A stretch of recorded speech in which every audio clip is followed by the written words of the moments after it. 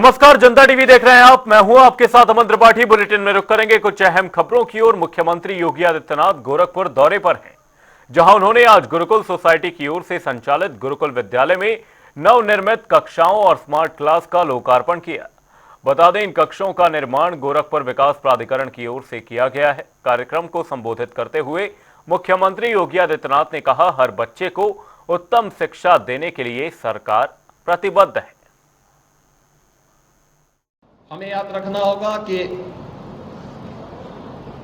हम सब इस समाज के हिस्से हैं। कोई भी इससे अपने आप को अलग नहीं कर सकता है और समाज में जब भी विषमता होगी तो उस विषमता का खामियाजा अंततः पूरे देश को भुगतना पड़ता है। ये विषमता सामाजिक हो या आर्थिक, हर हाल में इस विषमता को हमें दूर करने के लिए आगे आना होगा, क्योंकि विषमता हमेशा लोगों को तमाम प्रकार की संकीर्णताओं के दायरे में कैद करके रखती है और एक बड़े तबके को सुविधाओं से वंचित करके रखती है।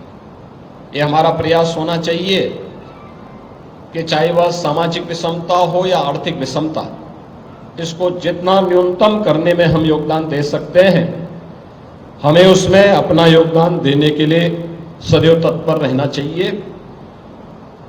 और खासतौर पर शिक्षा के क्षेत्र में या स्वास्थ्य के क्षेत्र में एक बड़ा तबका ऐसा है जो आधुनिक शिक्षा अर्जित करने में आज भी वंचित रह जाता है।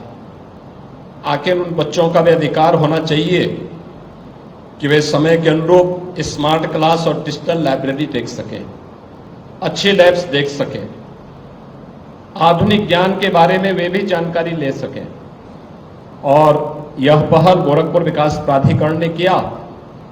आज अच्छा लगा कि बहुत दिनों के बाद गुरुकुल स्कूल फिर से अपने पुरातन वैभव को प्राप्त कर रहा है। इसके लिए मैं गोरखपुर गुरुकुल सोसाइटी और विद्यालय परिवार को मैं हृदय से बधाई देता हूं। वहीं कैबिनेट मंत्री संजय निषाद प्रयागराज पहुंचे, जहां उन्होंने सर्किट हाउस में मत्स्य विभाग के अधिकारियों के साथ समीक्षा बैठक की। इस दौरान उन्होंने विपक्ष पर जमकर हमला बोला। हमारे संवाददाता सैयद मोहम्मद आमिर ने कैबिनेट मंत्री संजय निषाद से खास बातचीत की। क्या कुछ रहा इस बातचीत में, वो सुनिए। प्रयागराज पहुंचे हैं मंत्री संजय निषाद, उन्होंने समीक्षा बैठक की है। जनता टीवी में आपका स्वागत है। आज आपने बैठक की है, यहाँ पर क्या खास हुआ है इस पर? विभागीय बैठक थी, प्रगति था। माननीय प्रधानमंत्री, माननीय मुख्यमंत्री द्वारा संचालित जो योजना है वो धरातल पर पहुंचे और सभी विभागों का कोऑर्डिनेशन है।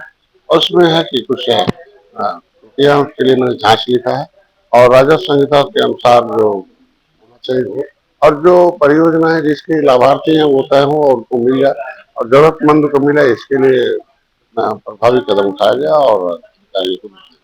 हरियाणा चुनाव को लेकर मायावती ने बयान दिया है कि दलितों को वोट नहीं देने के लिए, क्या कहेंगे?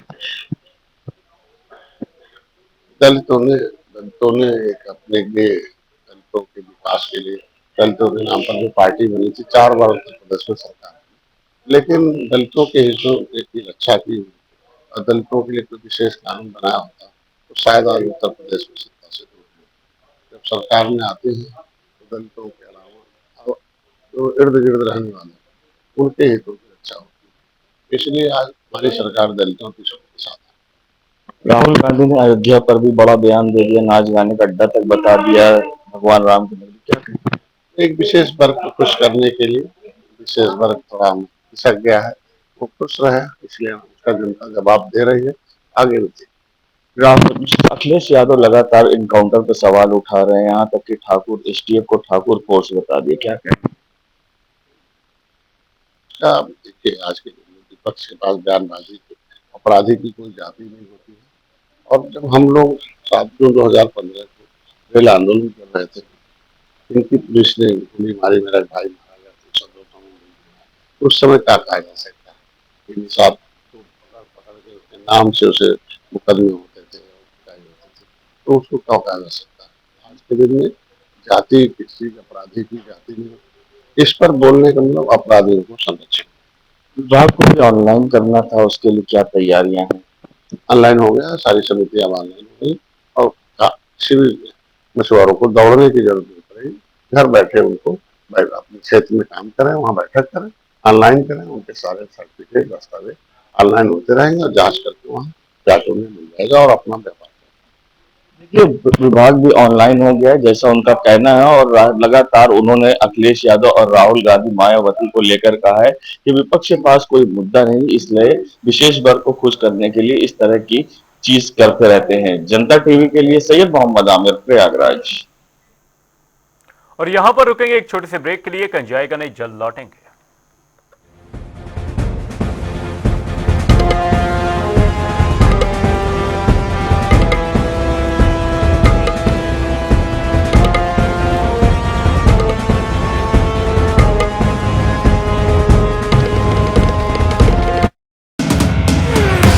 दो लाख युवाओं को बिना पर्ची बिना खर्ची मिलेगी सरकारी नौकरी नॉन स्टॉप। कमल का बटन दबाएं, बीजेपी को जिताएं।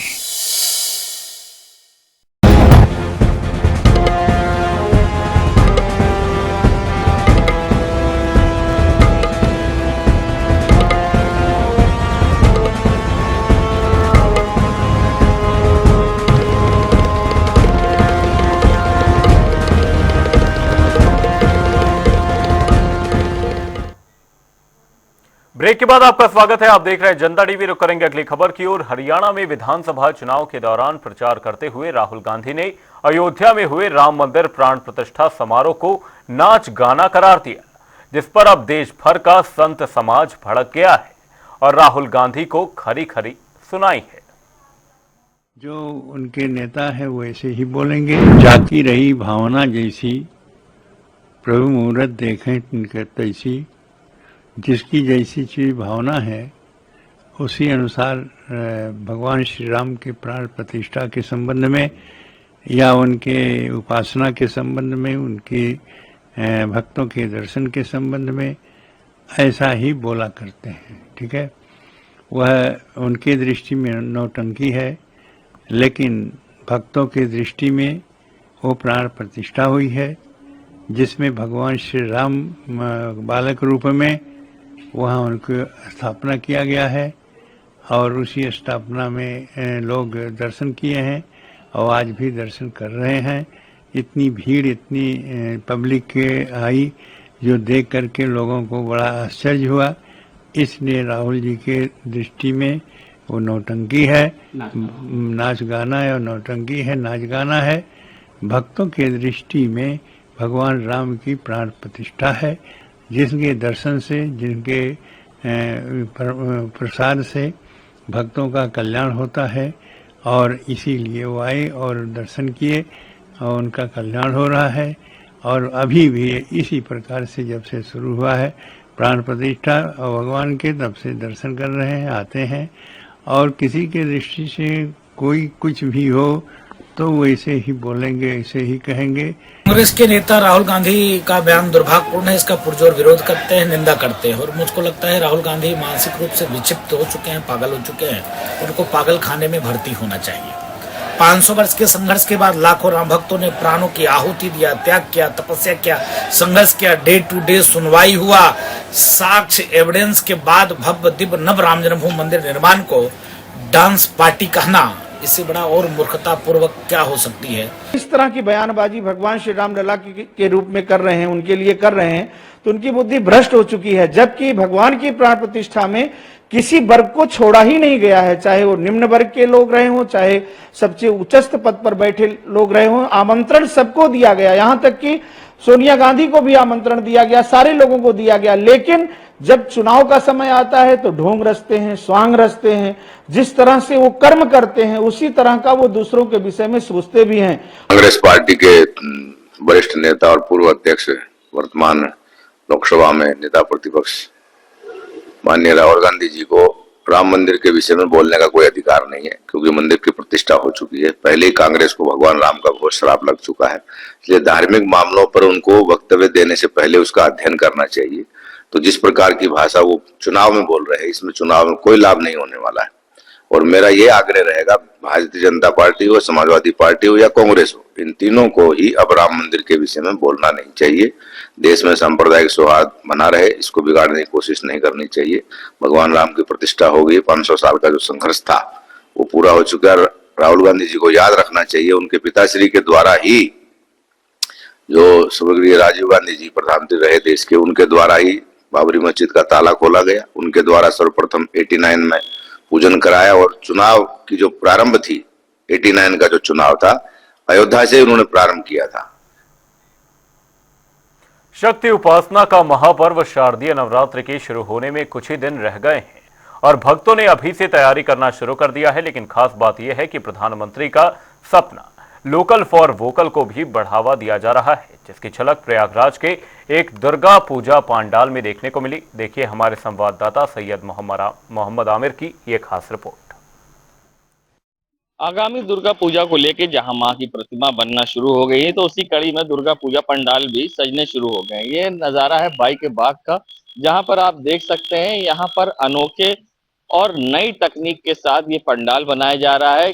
आप जो ऊपर ये देख रहे हैं व्हाइट पूरे स्टिक हैं, ये आग का काम करेंगी। जब रात में ये पंडाल पूरी तरह तैयार होगा, जब रात में इसमें लाइट जलेगी, तो ऐसा लगेगा कि इस पंडाल के ऊपर आग जल रही है। और साथ ही ऐसे में यहाँ पर ये काम कराया जा रहा है। सबसे बड़ी बात है कि प्रधानमंत्री जी ने जिस तरह से लोकल फॉर वोकल और स्वदेशी चीजों को लेकर नारा दिया था, यहाँ पर उस तरह से ये पूरी तैयारी की जा रही है। यहाँ पर जूट और मूंज का काम कराया जा रहा है। आप देख सकते हैं इस पंडाल में जो पूरा काम हो रहा है वो सिर्फ लकड़ी का है, ना ही इसमें कोई महंगे झूमर है, ना कुछ है। जो कुछ भी बनाया जा रहा है वो सब जूट और मूंज से बनाया जा रहा है और इसकी अनुमानित कीमत लमसम करीब 8 लाख के आसपास बताई जा रही है। फिलहाल यहाँ पर कारीगर हैं जो कोलकाता से आए हैं, हम उनसे भी बात करेंगे फिलहाल किस तरह से तैयारी है। भाई साहब ये बताइए, जिस तरह से ये आप लोग आए हैं यहाँ पर तैयारी कर रहे हैं, क्या खास है इस बार?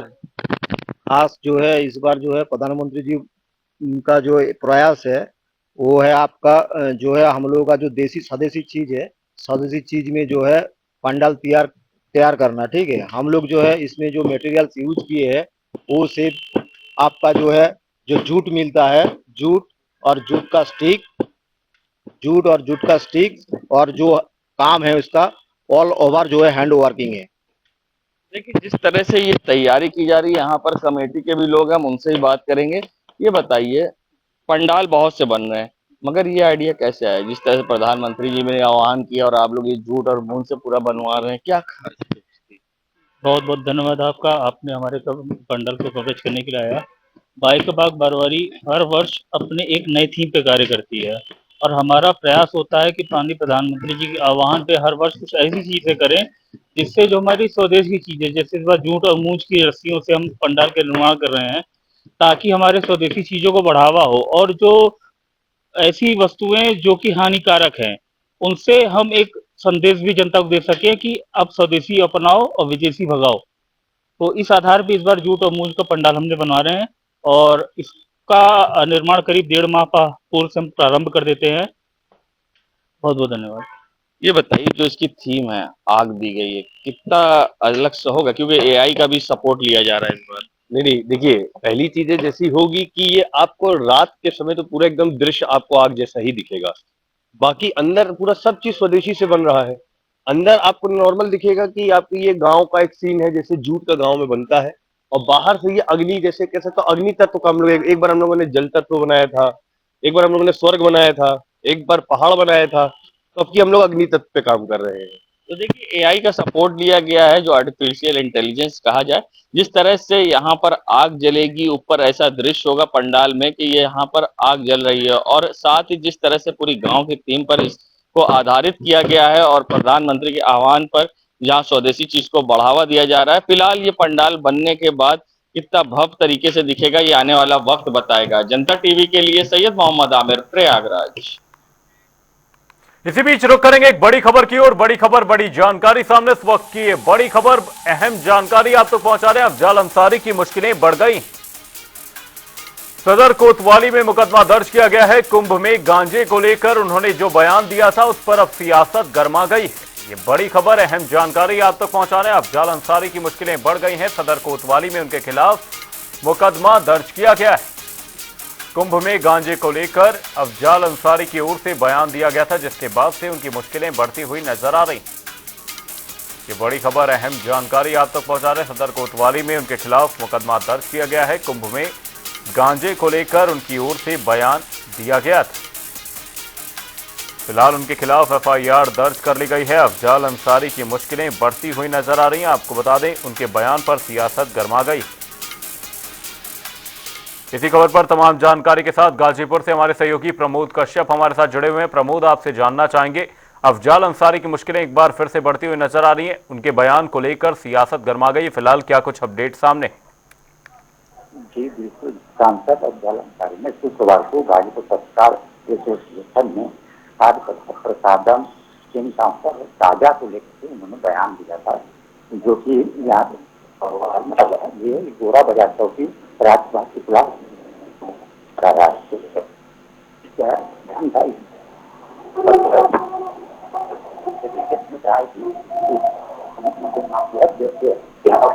जो प्रभारी मंत्री रामस्वरूप शुक्ला शब्दों के ऊपर कल ही पत्रकार एसोसिएशन में ये जो बयान उन्होंने दिया था मीडिया के सामने। जी, कुंभ में गांजे को लेकर उनके बयान पर सियासत गर्मा गई है। बहुत बहुत धन्यवाद प्रमोद जी तमाम जानकारी के लिए। अफजाल अंसारी की मुश्किलें एक बार फिर से बढ़ती हुई नजर आ रही हैं। आपको बता दें, सदर कोतवाली में उनके खिलाफ मुकदमा दर्ज कर लिया गया है।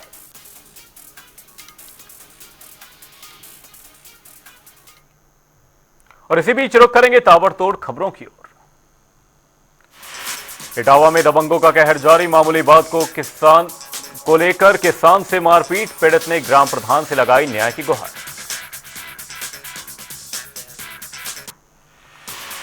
बदायूं में निर्माणाधीन दीवार भरभरा कर गिरी। मलबे में दबकर अधेड़ की मौत। 3 अन्य लोगों को आई मामूली चोटें। सीतापुर में कुत्तों के आतंक से इलाके में दहशत। कुत्ते ने मासूम को घसीटने की कोशिश। मासूम की हालत नाजुक। कुशीनगर में नारायणी नदी में आई बाढ़। दर्जनों गांव हुए प्रभावित। लोगों को मुश्किलों का करना पड़ रहा है सामना।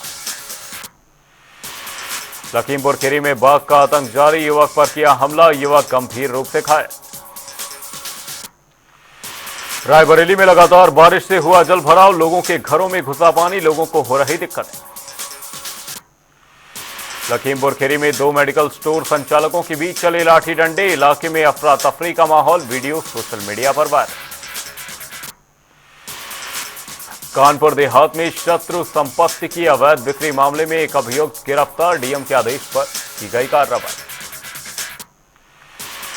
अमेठी में स्टंटबाजों का कारनामा जारी। वीडियो सोशल मीडिया पर हो रहा वायरल।